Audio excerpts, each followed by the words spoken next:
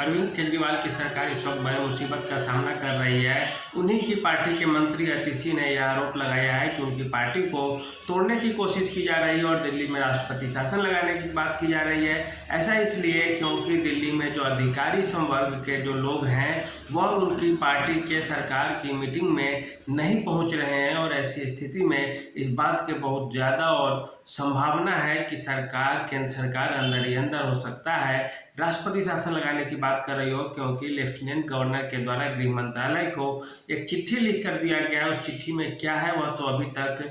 Media platform पे नहीं आ पाई है और न ही किसी के पास से जानकारी है पुख्ता, लेकिन इस बात के आरोप लगाए जा रहे हैं, अंदाज़ा लगाया जा रहा है कि इस चिट्ठी के माध्यम से जो लेफ्टिनेंट गवर्नर है दिल्ली के, वे दिल्ली में राष्ट्रपति शासन लगाने की सिफारिश कर सकते हैं। क्योंकि यदि अधिकारी नहीं पहुंचते हैं मीटिंग में, कार्यालयों में समय से और सरकार का जो कहना नहीं मान रहे हैं, इसका मतलब होगा कि सीधे सीधे दिल्ली में जो सामाजिक व्यवस्था है, जो तरह तरह की सरकारी व्यवस्थाएं सुचारू रूप से काम नहीं करेंगी और ऐसी स्थिति में केंद्र सरकार के पास यह पूरा का पूरा शक्ति होगा कि वह वहाँ पे राष्ट्रपति शासन लगा दे। बात दिल्ली की करें आप तो इससे पहले जितने भी आरोप लगाए गए हैं, आम आदमी पार्टी की एक पुरानी इतिहास रही है, पुरानी परंपरा रही है कि ये कोई भी काम लगता है कि इनके साथ होने वाला है, चाहे वह अरविंद केजरीवाल हो या मनीष सिसोदिया, जब लगता है कि ये फंसने वाले होते हैं, इनके साथ ऐसा होने जा रहा है, तो ये आरोप लगाते हैं कि केंद्र सरकार इनके साथ ऐसा ऐसा कर सकती है और कुछ दिनों बाद ऐसा होता भी है। अरविंद केजरीवाल की बात करें तो वे कुछ दिन पहले ही लोकतंत्र की हत्या की बात करते थे, गिरफ्तारी की बात करते थे, जेल में डालने की बात करते थे। समन पे समन मिलता है उन्हें और अंततः उन्हें गिरफ्तार कर ही लिया जाता है। 8 से 9 समन देने के बाद जब वे न्यायालय में नहीं प्रस्तुत होते फिर उन्हें गिरफ्तार की जाती है, गिरफ्तारी होती है उनकी। मनीष सिसोदिया के साथ भी यही हुआ, सत्येंद्र जैन के साथ भी यही हुआ। सत्येंद्र जैन और भी प्रसिद्ध थे क्योंकि उन्होंने तिहाड़ में उनके कुछ वीडियो भी बाहर आ गए थे तिहाड़ जेल में सेवा करवाने की, जो कि जेल मैनुअल के खिलाफ एक तरह का अपराध ठहरता है। वहीं बात की जाए अभी वर्तमान में तो अतिशी, संजय सिंह भी जेल से बाहर आ गए हैं। अतिशी दिल्ली सरकार चला रही हैं और इसके बाद से अभी आरोप लगने लगे हैं कि सचमुच में दिल्ली की सरकार को गिराने की कोशिश की जा रही है। दिल्ली सरकार में ही समाज कल्याण मंत्री रहे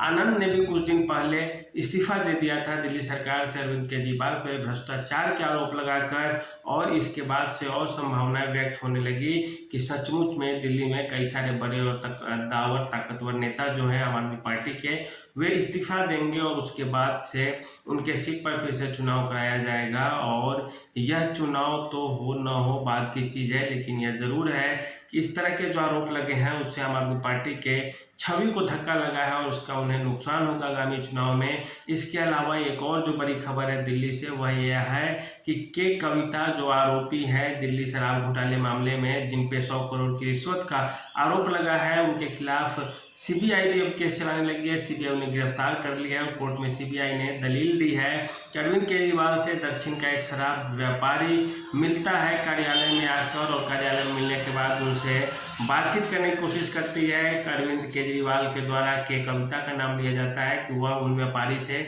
हैंडल करेंगे। दोनों की मुलाकात हैदराबाद में होती है एक होटल में, और वहीं से फिर से बात बनती है और सीधे सीधे 100 करोड़ रिश्वत की बात की जाती है और वह आम आदमी पार्टी तक पहुंचती है, जैसा कि सीबीआई का आरोप है। और यह ऐन वक्त में लगा है जब चुनाव सिर पे है। ऐसे में आम आदमी पार्टी के साथ साथ यह सभी राजनेताओं के लिए, उनसे संबंध रखने वालों के लिए, यहाँ तक कि इंडिया गठबंधन के नेताओं के लिए भी यह एक बहुत ही चिंता का विषय है कि ठीक चुनाव के समय में भ्रष्टाचार के इस तरह के एक से एक मामले खुलकर सामने आ रहे हैं और यह लोगों के बीच जाएगा तो क्या संदेश लेके जाएगा। तो इस तरह से आप देखें तो आम आदमी पार्टी जितनी भी आरोप लगाते हैं कुछ न कुछ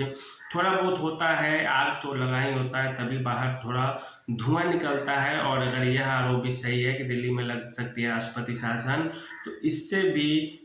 खुद को नहीं हटाना चाहिए, थोड़ा बहुत विश्वास लेकर चलना चाहिए कि हो सकता है राष्ट्रपति शासन लग जाए, क्योंकि दिल्ली में कानून व्यवस्था सुचारू रूप से नहीं चल पा रही होंगी। तो आज के लिए इतना ही, धन्यवाद।